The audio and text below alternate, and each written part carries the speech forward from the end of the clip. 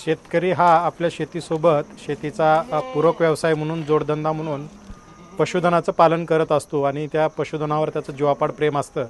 आज Vadgaon Nimbalkar police station या ठिकाणी चोरीच्या दाखल असलेल्या गुन्ह्यामध्ये जप्त केलेलं पशुधन शेळ्या आणि बोकड हे शेतकऱ्यांना आणि कष्टकर्त्यांना परत करताना आम्हा पोलिसांना आणि आम्हा सर्व टीमला अतिशय आनंद होत आहे।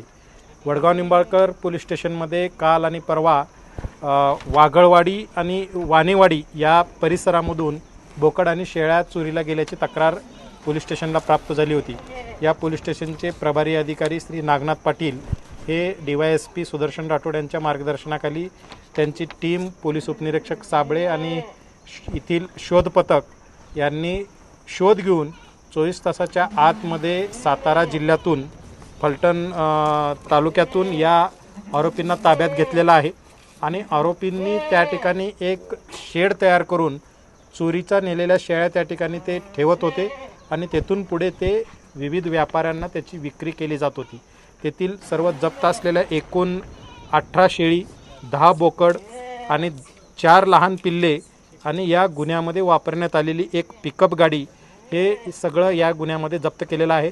त्यासोबतच या पिकअपमध्ये ते शस्त्रास्त्रेसुद्धा वेगवेगळ्या पद्धतीची कॅरी करत होती। यामध्ये तलवारी आहेत, रॉड आहेत, कोयते आहेत आणि चाकू तसेच कटरचा वापर ते जाळ्या तोडण्यासाठी करायचे।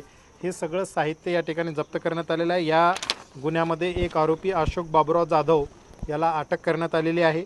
2 आरोपी यामध्ये फरार आहेत आणि एक विधी संघर्षग्रस्त बालक आहे, त्यालाही पोलिसांनी त्याच्या नातेवाईकाच्या ताब्यात दिलेला आहे।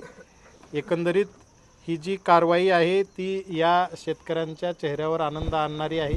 मुळात यातील जे पशुधन चोरीला जातं ते पुढे लगेच व्यापाऱ्याला विकलं जातं आणि ते कधी परत मिळेल का नाही याची शक्यता आणि शाश्वती कमी असते, पण यामध्ये 24 तासाच्या आतमध्ये कारवाई झाल्यामुळं हे पशुधन परत हस्तगत करता आलं आणि आज त्यांना परत देता येतं, याचं एक वेगळं समाधान या ठिकाणी आहे। धन्यवाद।